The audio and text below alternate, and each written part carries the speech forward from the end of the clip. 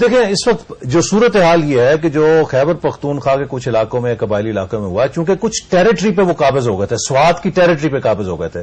یہ کامل علی آغا صاحب بتائیں کہ پنجاب کا کون سا تھانہ تحصیل ہے کہ جہاں پر ان کا قبضہ ہے؟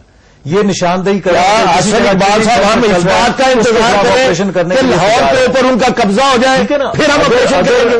بات تو یہ ہے اگر کسی جگہ پہ کوئی لوگ ہیں تو ان کے خلاف کاروائی ہونی چاہیے. اس کو آپ آپریشن کہہ دیں، اس کو آپ کاروائی کہہ لیں. آخر میں ایک بات کہتا ہوں، اگر فوجی آپریشن کی ضرورت پڑے تو کوئی حرج نہیں. دیکھیے نا، فوجی آپریشن کی جب ضرورت ہو تب کی جائے. اس کے علاوہ اگر آپ کریں گے تو اس کا وہی نتائج نکلیں گے جو جنرل مشرف نے غیر ضروری فوجی آپریشن کے ذریعے سے آگ کو پھیلا دیا تھا. تو اس لیے اگر کہیں ان کا علاقہ جو پولیس کنٹرول نہیں کر سکتی، اگر کسی جگہ ان کی سرکوبی نہیں کی جا سکتی، تب آپ کریں گے نا. اس وقت پھر میرے خیال میں اگر اقبال صاحب جو کہہ رہی ہے تو اس پر عمل درآمد ہوگا. میں یہ بات کہتا ہوں، ٹھیک کامل علی آغا ٹھیک کہہ رہے ہیں جی. میں بتا دوں کہ بھائی وہاں سے اتنے ٹن جو ہے وہ بارود آئے تھے اور وہ پنجاب کو ڈیسٹیبلائز کرنے کے لیے انہوں نے بھیج دیے تھے. فیڈرل ایجنسیاں وہاں بنتی. یہ ٹھیک کہتے ہیں کہ بحثت والی بات ہے. میں کہتا ہوں کہ ان کو پتہ نہیں ہے کہ بھائی یہ پروونشل گورنمنٹ کا کام ہے. اگر وہاں فوجی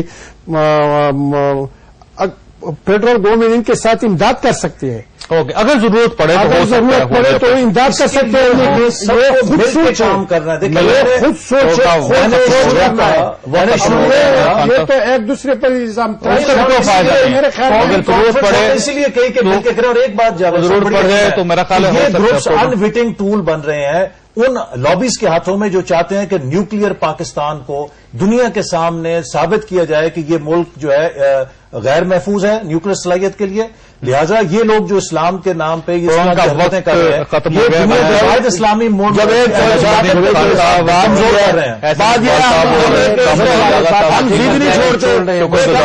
اور ممنون بالکل سر.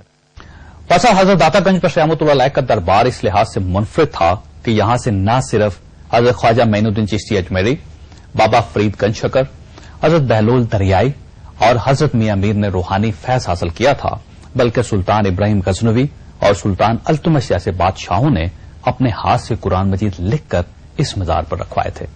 یہ مزار کس قدر معتبر ہے اس کا اندازہ آپ راجہ رنجیت سنگھ سے لگا لیجیے. راجہ رنجیت سنگھ کو جب بھی قرآن مجید کا کوئی نادر نسخہ ملتا تھا تو وہ یہ نسخہ لے کر خود داتا دربار پر حاضر ہو جاتا تھا. لیکن آج ایک اسلامی ملک میں مسلمان حکومت کی موجودگی میں یہ مزار لہو لہان ہو گیا. ہمیں اللہ تعالیٰ سے ڈرنا چاہیے. حضرت داتا گنج بخش نے ایک بار فرمایا تھا، بے علم بادشاہ، بے عمل عالم اور بے توکل فقیر شیطان کے ساتھی ہوتے ہیں، اور جب یہ تینوں بگڑ جاتے ہیں تو ساری خلقت بگڑ جاتی ہے. ہم شاید اس دور میں داخل ہو چکے ہیں جس میں ساری خلقت بگڑ رہی ہے. اللہ تعالیٰ آپ اور آپ کے اہل خانہ کی حفاظت کرے. اللہ